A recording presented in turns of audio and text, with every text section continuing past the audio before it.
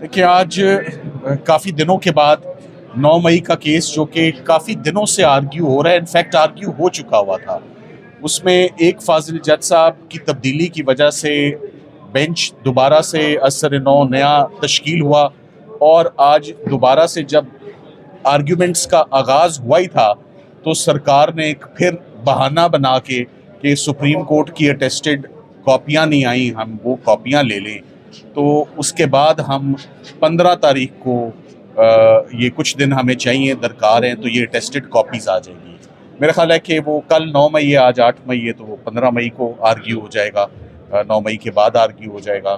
तो आज एक दफ़ा फिर सरकार जो है, सरकार को कभी भी अपना केस छोड़ के नहीं भागना चाहिए, भागता हुआ नज़र नहीं आना चाहिए। इस केस में रिपीटेडली ऑब्जर्वेशंस आई हैं for the prosecution and their conduct कि वो सीरियस नहीं है इस केस में, उन्होंने दुरुस्त तरीके से तफ्तीश नहीं की है। जो टेस्ट करना चाह रहे हैं फोरेंसिक्स के इमरान खान साहब के, वो 2 साल के बाद उनको बात सूझ रही है कि आज उन्होंने वो टेस्ट करने हैं। अंदर बताया गया कि आज एप्लीकेशन जो वो दायर हुई है इमरान खान की पॉलीग्राफिक टेस्ट करने की, ये 2024 में दरख्वास्त आई थी और आज ये दरख्वास्त जो है दोबारा इंसात दहशतगर्दी अदालत में दायर की गई है।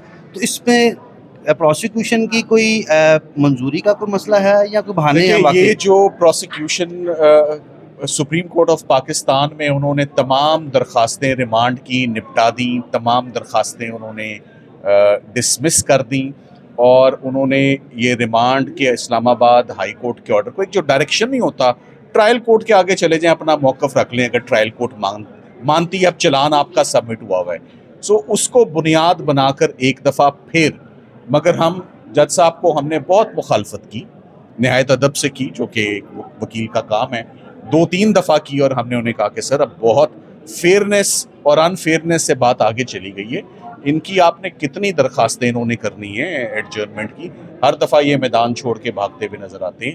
तो बहरहाल उनको एक मौका और दिया गया है। कितने मौके होते हैं किसी के पास? ये मुझे नहीं मालूम कि कितने मौके होते हैं, मगर इतने मौके नहीं होते जितने मौके मिल गए हैं। इसका आप यहीं से अंदाज़ा लगा लें कि 2 साल होने को आ गए हैं, कल 9 मई है 2025, मगर और काफ़ी चीज़ें अब डेवलपमेंट्स हो चुकी हैं इसमें।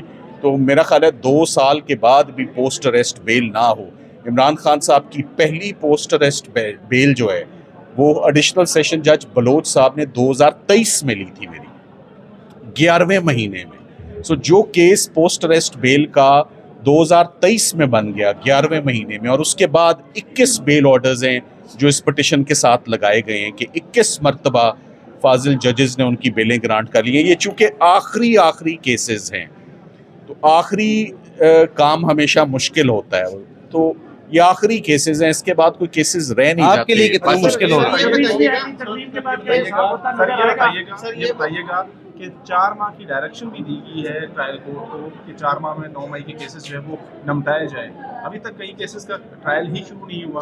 क्या समझते हैं 4 माह में केसेस? ये नामुमकिन है। देखिए, मॉडल टाउन का केस आप सब लोग बहुत अच्छे से कवर करते आए हैं। मॉडल टाउन का केस क्या आज दिन तक कंक्लूड हो सका है या वो चल सका है?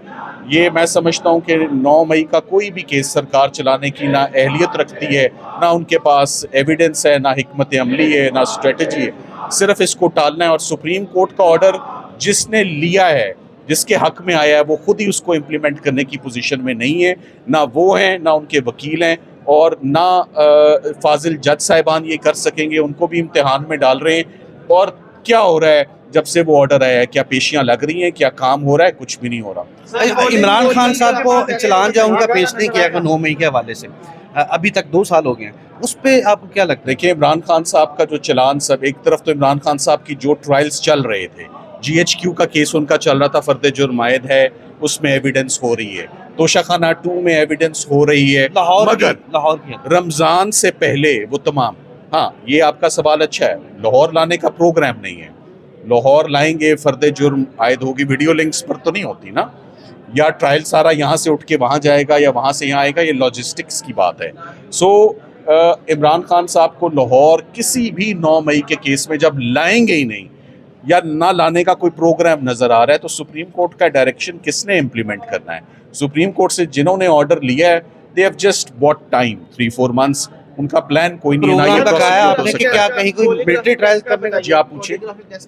पोलीग्राफी टेस्ट, देखें, पोलीग्राफी टेस्ट, मैं आपको सिर्फ ये बताना चाहूँगा कि जब सरकार अपना केस ले जाए पॉलीग्राफी टेस्ट पे, लाई डिटेक्टर पे और मशीनों पे, कि मशीन बताएगी कि वो 9 मई में मुलव्वस हैं या नहीं, ये तो बहुत अफसोस की बात है।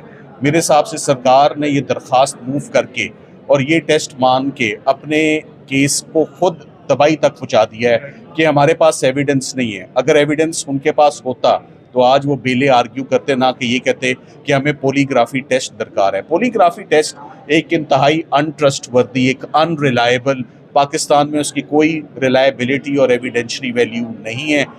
लाहौर हाई कोर्ट के एक बेंच ने उसके ऊपर लोगों को बुलाया कि बताएं कि ये पॉलीग्राफी टेस्ट क्या होता है, वो भी सरकार ने करना है।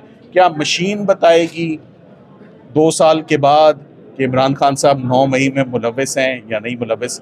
ये सरकार ने ये दरख्वास्त मूव करके इस स्टेज पर और पॉलीग्राफी मांग के, जो उनका बचा कुचा केस भी था, उन्होंने वो भी ख़त्म कर दिया है मेरी नज़र में। Thank you very much.